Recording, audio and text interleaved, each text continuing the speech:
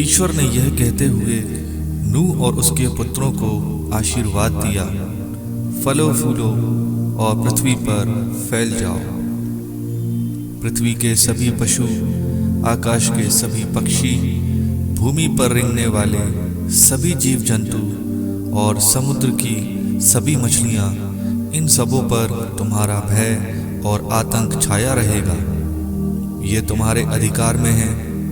हर विचरने वाला प्राणी तुम्हारे भोजन के काम आएगा।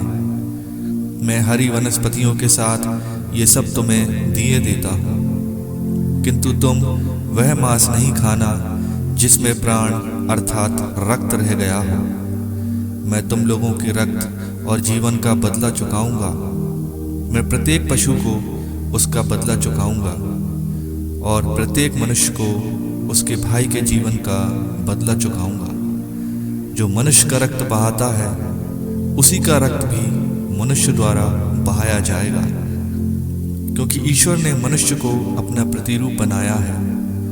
तुम लोग फलो फूलो, पृथ्वी पर फैल जाओ और उसे अपने अधिकार में ले लो। ईश्वर ने नूह और उसके पुत्रों से यह भी कहा, देखो, मैं तुम्हारे और तुम्हारे वंशजों के लिए अपना विधान ठहराता हूँ, और जो प्राणी तुम्हारे चारों ओर विद्यमान है, अर्थात पक्षी, चौपाए और सब जंगली जानवर, जो कुछ जहाज से निकला है, और पृथ्वी भर के सब पशु, उन प्राणियों के लिए भी मैं तुम्हारे लिए यह विधान ठहराता हूँ। कोई भी प्राणी जल प्रलय से फिर नष्ट नहीं होगा, और फिर कभी कोई जल प्रलय पृथ्वी को उजाड़ नहीं बनाएगा।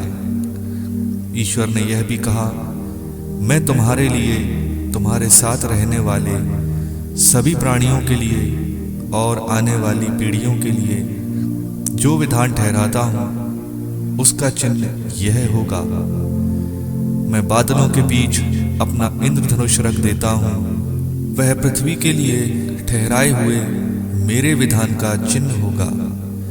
जब मैं पृथ्वी के ऊपर बादल एकत्र कर लूंगा और बादलों में वह धनुष दिखाई पड़ेगा, तब मैं तुम्हारे लिए और सब प्राणियों के लिए ठहराए अपने विधान को याद करूंगा, और फिर कभी जल प्रलय सभी शरीरधारियों का विनाश नहीं करेगा।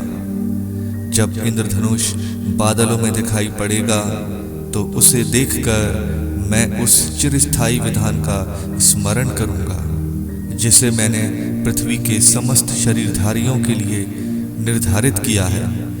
ईश्वर ने नूह से कहा, यही उस संविधान का चिन्ह है जिसे मैंने पृथ्वी के सब शरीरधारियों के लिए निर्धारित किया है।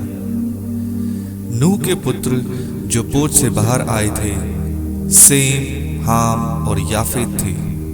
हाम कनान का पिता था।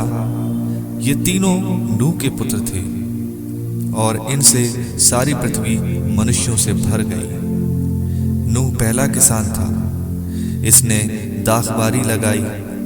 उसकी अंगूरी पीने के बाद वह नशे में आकर अपने तंबू में नग्न होकर पड़ा रहा। जब कनान के पिता हाम ने अपने पिता को नंगा देखा, तो उसने बाहर आकर अपने दो भाइयों को यह बात बताई। इस पर सेम और याफेत ने एक वस्त्र लेकर अपने कंधों पर रखा, और वे पीठ की ओर से चलकर भीतर गए। फिर वस्त्र डालकर उन्होंने अपने पिता के नग्न शरीर को ढक दिया। उन्होंने अपने मुंह फेर लिए, जिससे वे अपने पिता को नंगा ना देख पाए। नशा दूर होने पर जब नूह होश में आया और उसे अपने छोटे पुत्र की यह बात मालूम हुई, तो उसने कहा, कनान को अभिशाप, वह अपने भाइयों का दास बने। उसने यह भी कहा, प्रभु, सेम का ईश्वर धन्य है, कनान उसका दास हो। ईश्वर याफेत की भूमि का विस्तार करे, वह सेम के तंबुओं में रहे और कनान उसका दास हो। जल प्रलय के बाद नूह 350 वर्ष और जीता रहा। इस प्रकार नूह कुल मिलाकर 950 वर्ष तक जीवित रहने के बाद मरा।